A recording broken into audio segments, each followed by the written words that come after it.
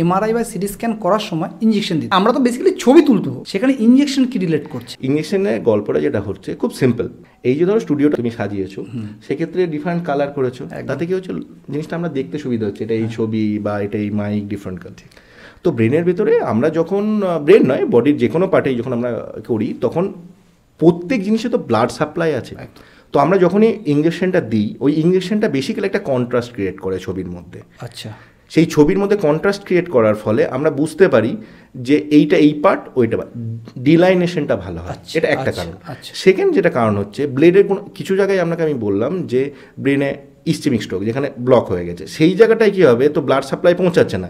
তাহলে আমি হাতে যদি ইনজেকশন দিই, যে কন্ট্রাস্ট মেটেরিয়াল বলা হয় ওটাকে, তো কন্ট্রাস্ট মেটেরিয়াল সেই জায়গায় পৌঁছাবে না, তো ব্রেনের ওই জায়গাটা এনহ্যান্স করবে না। তাই আমি বুঝতে পারবো যে ওই এরিয়াটা ব্রেন বা বডির যে কোনো টিউমার।